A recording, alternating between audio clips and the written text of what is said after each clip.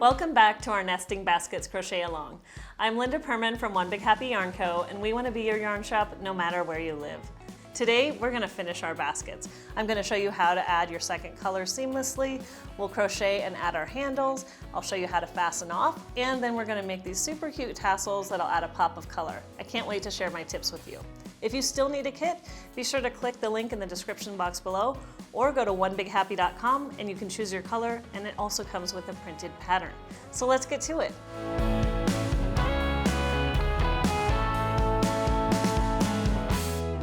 I'm ready to add my second color. You should have the bottom of your basket already worked and fastened off like I showed you last time. Just feel free to go back and watch if you need to. And I have my stitch marker marking the first stitch of the round. So when we add our new color, because there is just an ever so slight jog here, I like to count back 2 or 3 stitches and add our new yarn right there. Basically, we're just moving where we started the round to kind of smooth it out. So just count back 3 stitches and then take your new yarn and pull it through. We just went right in under that bead. Just pull up a loop, chain 1, and we're going to make our first single crochet here. And then I'm going to go ahead and mark this stitch because now that's my new start of the round. We're still going to be working in a spiral here. We're not going to join each round, but again, that way we know where it is every time, so we pass it. And then I'm just going to go ahead and begin stitching 1 single crochet in each stitch around as I go around. So I want to show you what that looks like on the finished basket. I can see right here that this is where I started the round. So this is where I started the new color, and when I came all the way back around and went in my spiral, you see a teeny tiny jump. It's really not noticeable, and it would be much more pronounced if we didn't both do the fastening off trick that I showed you in the last episode and also count back a few stitches to start our round. So from here, I'm just going to keep working in the round in a spiral for as many rounds as the pattern indicates based on whichever size basket I'm making. And the next thing we're going to do is a decrease. As you keep working the rounds of your basket, there's one decrease round that I snuck in there before the handles. And this is just going to help pull your basket in just a little bit at the top. Sometimes your gauge gets a little bit looser as you keep working. It just kind of snugs it up and makes sure that it's nice and tidy at the top. So there are a few evenly spaced decreases in those rounds, and you make them all the same way. It's just a matter of where you make them, and that the pattern tells you. Now I just want to show you how to work that. This is a single crochet 2 together, and essentially what we're doing is we're taking what was 2 stitches and turning it into 1 stitch for the next round. So I'm going to insert my hook into the first stitch and pull up a loop, and then instead of completing this single crochet, I'm going to go into the next stitch, just right under the V, pull up a loop, and now I have 3 loops on my hook. Now I'm just going to pull this second loop through my other 2 loops to complete the stitch. So again, this is called a single crochet 2 together, and here's how you do it. You just insert your hook in the first stitch, pull up a loop, insert your hook in the next stitch, pull up a loop, and then you pull that 3rd loop through the other 2. It's just a nice little decrease that's going to snug right in. You're hardly even going to notice it, and we just space 6 of them around just to pull your basket in just a bit. So now I'm just going to keep on working until it's time to make the handles, and I'll come back and show you. Let's take a look at these handles. They're actually really simple to make. We're just basically chaining and skipping stitches in order to do it. So on the round where we create the chain loop, we start by single crocheting along, and then we're going to make a chain across and skip a corresponding number of stitches below. Again, all the details in your pattern. And then you keep crocheting all the way around, and when you come back, you crochet, crochet, crochet, and then you crochet into those chains, into the back bumps. I'll show you how to do that to make it nice and tidy on both sides. And then you just keep going, and you have this nice little gap that creates a perfect little handle if you want to carry your basket. It's also just a super cute way to attach your tassels. So let me show you how to do that. I am where I'm going to start my handle, and I'm just going to chain. I'm going to do 10, 2, 3. Again, this is just a basic chain stitch, so you just yarn over, pull it through. You want to keep these pretty loose because they're a little bit tricky to work back into. So just keep them on the looser side, they'll still be tidy. And let's count 1, 2, 3, 4, 5, 6, 7, 8, 9, 10. And I think your pattern has you do 14, but you'll just want to check it when you get there. And then I'm going to skip below 1, 2, 3, 4, 5, 6, 7, 8. I'm just going to skip 2 fewer because I like the handle to balloon out a little bit. And then I'm going into the next stitch, and I'll just continue with my single crochet. And then again, your pattern will detail how many single crochets to work before you then create the loop for the next handle. So now I've stitched the number between my handles, and I'm going to make another handle. Again, just keep it comfortably loose. I'm going to do 10 chains for mine. 3, 4, 5, 6, 7, 8, 9, 10. And then be careful not to somehow twist this chain as you're skipping stitches. So I'm going to skip 8 below. 1, 2, 3, 4, 5, 6, 7, 8. Again, your pattern will be different, and you should double check it when you make these handles. And then I'm doing a single crochet here, and then single crochet till the end. And the pattern just tells you exactly how many to put so that it's evenly spaced. We're still working in a spiral, so I'm just going to move this marker up as I get to it. And then I'll show you how to work that chain because I'm almost there. So when I get to this chain, I like to turn it so that I can see these little bumps that I'm working. That just means that this smooth V side is going to be on the bottom of my handle. It just looks really, really nice. So the very first one is kind of hidden here. You kind of have to twist your hook to go in there. And again, you're just going to go in and make a single crochet. Now it's a lot easier. I'm going under both strands. Feel free to wiggle it on with your finger, pull through, and single crochet. You're going to do this same thing all the way across. The only thing that makes this really tricky is if you didn't keep it loose, or if you split your yarn, like that happens. So I'm just going to come back out and do that one again. So it is worth taking the time to just consciously loosen your stitches as you do those chains. Once you pull on that back bump, it actually tightens up the V just fine. So keep on going all the way across.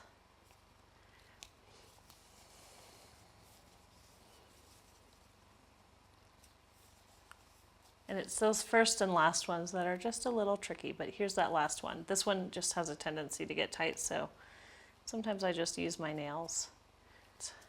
There we go. And finish. And then you just go ahead and start working in your regular single crochet stitches from there. And let's take a look in one sec. So you can see now we have our cute little handle. It was super easy to make, not scary at all. And you'll just work a couple more rounds depending which size you're making. And that's your little handle. So then when you get to the end of the basket, the only thing that's left to do is you'll do the fastening off. And even though I showed this last time, I wanted to show it again. Here I am at the end of this round, and I've pulled it through, and I want to make that one duplicate stitch that just helps this stair step turn into more of a smooth join. So I'm going to grab my yarn needle, thread both ends through. And this is a trick you can use really anytime you're working in the round. It just helps it look a little bit smoother. So I'm just going to go, I'm skipping this stitch, I'm going under the next stitch, pull through, oops, and then I'm going to go back in, I'm duplicating this stitch, so I'm going back under this one, in through to the inside of the basket, and pull it through. And that just helps it be a little smoother. And now it's time to go ahead and weave in those ends. Let me just turn this a little bit. It's easier sometimes to just have it so you can see where you're going. I'm going to rethread my needle because my tail's a little short here. Now these are pretty tight stitches. I find near the top of my basket I was a little looser in tension. Near the center I was a little tighter. So near the top it was easy enough for me to thread both tails at the same time. through these ends. But if you have a lot of resistance in pulling your yarn through, you can also just thread each tail in separately and weave them in different directions. That's totally fine to do. So I'm just going to go down, pull it through. And then I usually like to go in a couple of different directions as I weave these in. This is a pretty secure basket though. It's not going to get, in my world, it's not going to get washed and dried a lot. So as long as you've got a good, I'd say 3 to 4 inches woven in, you'll be good. Again, I'm just pulling it through this row of stitches. I'm going to make sure that tail's in there and pull it through. And I'm going to call that good. You could certainly go further if your tail was longer, but I think this is fine. And then once you're done weaving in all your ends, you just turn your basket inside out. Doesn't require any blocking or washing. I think it's just good as is. So I did not recommend that we do that, but there we go. That's the little basket. And next I'm going to show you how to make these tassels. Okay, so let's get to making these tassels. The way these work is there is a braided strand of yarn in the middle and then a tassel on either end. So to start, I just want to show you how to do the simple braid just in case it's been a while. So I have 6 lengths of yarn, 18 inches a piece, and I'm going to do an overhand knot on one end. Leave the ends about 2 to 3 inches long because you're going to end up encasing them in your tassel. So it's okay for there to be a little bit of extra. And then I'm going to go ahead and tape it down. And then I like to pair them off by color. If you're working on the matching baskets, the way I did the tassels for those was I did one of each color in each set. So it was blue and white, blue and white, blue and white. But for the multi, I think it's nice to pair them off by color. And then I'm just going to do a simple braid, just like if you remember from friendship bracelets. So you have 3 strands. You're going to bring the outside strand in, the other outside green strand in. Then you're going to rotate and do this blue, which is now on the outside, now back to the yellow, to the inside. So basically whatever strand's on the outside, you bring it towards the center, rotating from side to side, just like that. And we're going to keep braiding until it's 10 inches long, or slightly longer is fine too. If you can keep your strands nice and taut, you'll get a really nice braid. And again, practice makes perfect. You have some extra yarn, so if it takes you a couple tries, it's totally fine. Have a little more to go. It doesn't have to be exactly 10 inches, but I do think you need about that length to get the tassels through. And then I'm just going to do another overhand knot at this end. So I'm going to go a little further, just that way if it gets stuck in the knot, I'm not short. Overhand knot, you just bring everything over and pull. Just going to double check this to be really close to 10 inches. Okay, so that's the braid that goes in the middle. You'll make 3 of those, 1 for each basket. And then I don't trim these ends yet. I'm going to trim them when I trim the tassel. Now we're going to use our tassel tool. Again, this is adjustable. It's really cool. You just turn these little knobs and you can make it longer or shorter. I'm actually going to use it at the smallest setting, and it's just something good to know is that our tassel is actually going to be half of this length. So it looks like it's going to be really long, but it's actually going to be half that length when we're done making it, which is a little different than other tassel makers, so I just wanted to let you know that. Okay, to start, you're just going to loop your yarn through this little groove. And actually, you know what? I want to start on this side so I can see these little arrows. I loop it through, and I have a double strand here, and I'm going to wrap my doubled strand around 10 times, or if you had a single strand, you would want to wrap that around 20 times. I feel that's a good chunkiness to your tassel without overdoing it. One thing to keep in mind is that you don't want to pull this super taut as you're wrapping, because if you do, all your ends end up a different length because of how much they've stretched. So I like to kind of take my time just wrapping it slowly but not tight and letting the yarn relax in the tassel. It just ends up with a nicer effect. And then I'm going to go ahead and cut my tails. And I like to wrap them all along the length because it's just going to help it lie smooth and flat rather than sort of piling them up on top of each other. Then I'm going to go ahead and lay this down. And then I'm going to cut 2 more lengths of yarn about 12 inches long. And these are what I'm going to use to tie. I use these little center arrows to remind me that that's the center of this tool. And I'm going to lay this braid so that the knot is just below this arrow. And I'm going to take one strand. I'm actually just going to lay this whole thing over it and pull up the two ends of it. Then I'm going to go ahead and tie it around just above that knot. Try to aim for the center point of the window. And then tie it nice and tight. Do it a second time. And then I usually flip this over and just do it one more time on this side, a doubled knot as well. Now we can go ahead and cut the two sides of the tassel, and it has this really great groove right here so that we can insert our scissors and really cleanly cut. These are super sharp, just makes it so simple. And turn it to the other side. Just try not to worry about these tails. You don't really need to worry about them yet.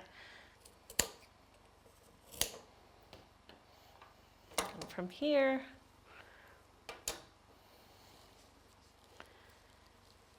you just want to gently fold these over to the other side so it's gonna all get tied. Just kind of smooth this out, get it where I want it. And then I take my other strand, lay it across, and we're going to tie it 1/2 inch to 1 inch below the top of this tassel.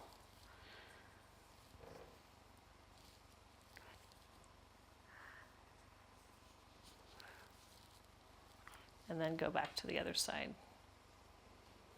It's good to have this tying piece extra long so that you know exactly which piece it is in case you let go of it.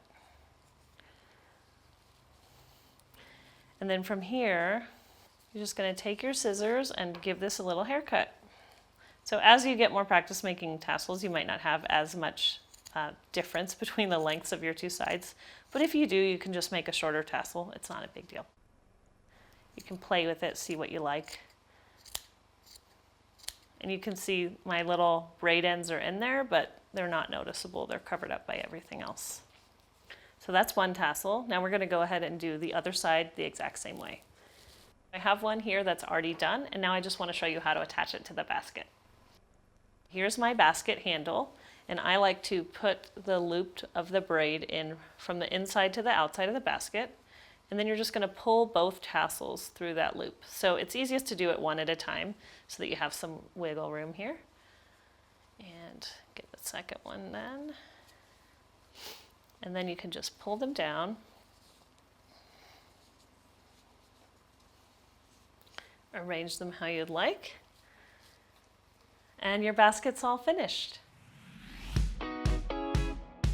And there you have it. It's really easy to make these baskets, and you'll make the two larger ones in just the same way. There's just a couple little differences that you'll see detailed in the pattern. And I hope you'll share pictures with us on social media. We'd love to see what you're working on. And if you have any ideas for what you'd like to see next from us, just click below and leave a comment. We'd love to hear from you.